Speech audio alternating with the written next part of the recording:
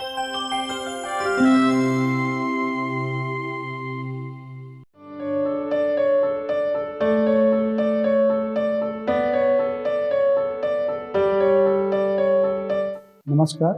मेरा नाम डॉक्टर विकास जैन है and I am director and senior consultant department of urology and kidney transplant, Narayana super speciality hospital, Gurugram.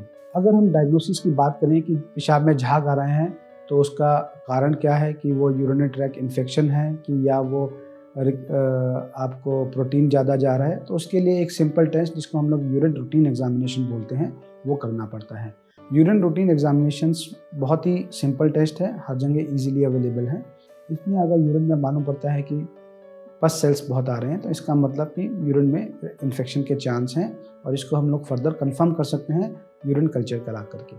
दूसरा, अगर urine में प्रोटीन्स ज़्यादा आ रहे हैं तो प्रोटीन्स आने के कारण मैं आपको ऑलरेडी बता चुका हूँ।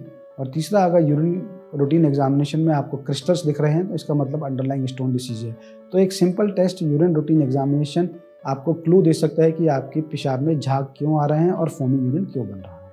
अब मैं आपको इन तीनों मेन बीमारियों के ट्रीटमेंट के बारे में बताऊंगा। अगर रिकरेंट यूरिनरी ट्रैक्ट इन्फेक्शन की बात करें जिसकी वजह से आपके पेशाब में झाग आ रहे हैं, तो सबसे इम्पॉर्टेंट कारण बच्चों में, ऐसा मैंने बताया कि कंजेनाइटल एबनॉर्मलिटीज़ हो सकता है।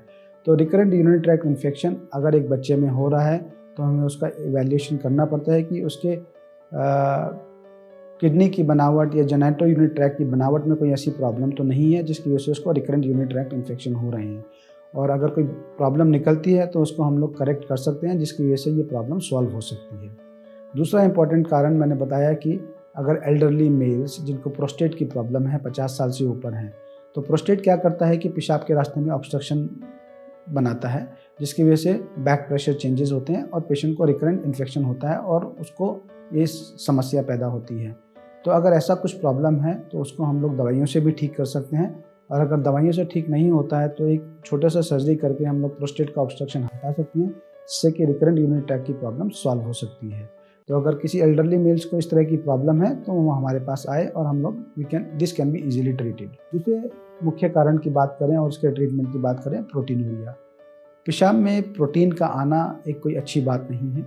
ये एक्चुअली दर्शाता है कि आपकी किडनी के अंदर कुछ ना कुछ मेन प्रॉब्लम है। जैसा मैंने बताया, आइदर ग्लोमेरुलोनेफ्राइटिस हो गया है या फिर उसके अंदर कुछ डायबिटीज़ की वजह से प्रोटीन लीक हो रहा है। तो अगर ऐसी कुछ समस्या है तो हमें यूरिन में कुछ और फाइंडिंग्स भी मिलती हैं, लाइक आरबीसी कास्ट मिल सकते हैं, ग्रैनुलर कास्ट मिल सकते हैं, माइक्रोस्कोपिक हेमेचूरिया वगैरह, ये प्रॉब्लम भी हो सकती है।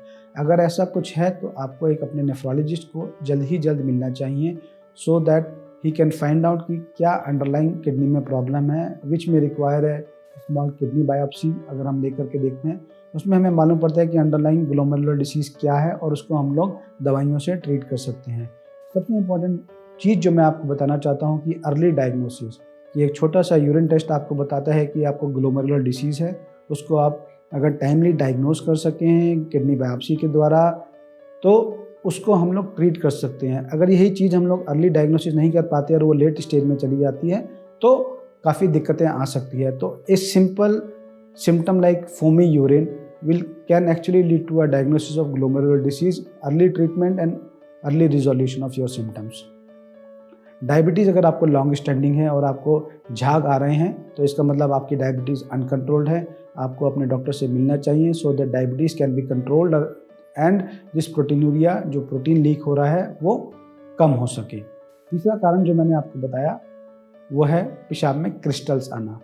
तो यूरिन एग्जामिनेशन में अगर क्रिस्टल्स आ रहे हैं, बार बार आ रहे हैं और वो ज़्यादा पानी पीने पर भी रिजॉल्व नहीं हो रहे हैं, तो इसका मतलब है कहीं ना कहीं आपके पेशाब के रास्ते में, किडनी में कहीं ना कहीं स्टोन होने की संभावना है। और आप अपने यूरोलॉजिस्ट से मिलेंगे तो वो आपका फर्दर इवैल्यूएशन करेगा जिसमें एक्सरे, सीटी स्कैन वगैरह करने पड़ सकते हैं। इनसे आपको मालूम पड़ेगा कि कहाँ स्टोन है, कितना बड़ा स्टोन है और उसके लिए क्या किया जा सकता है। आजकल हर तरह का स्टोन हम लोग दूरबीन द्वारा निकाल सकते हैं एक छोटे से ऑपरेशन के द्वारा।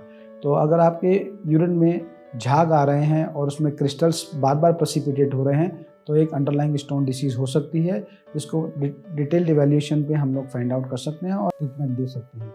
तो अंत में मैं यही कहूँगा कि पेशाब में झाग आना इज़ ए सिम्टम। इस सिम्टम को इग्नोर ना करें और इसका डिटेल्ड इवैल्यूएशन आप हम लोग कर सकते हैं। इसके कुछ बहुत सारे कारण हैं जो मैंने आपको बताए हैं। अगर आप हमारे पास जल्दी आएँगे, हमें जल्दी डायग्नोसिस कर पाएँगे और जल्दी ट्रीटमेंट कर पाएँगे, जिससे आपका जेनिटो यूरिनरी ट्रैक्ट और किडनी सेफ़ रहेंगे। Thank you so much.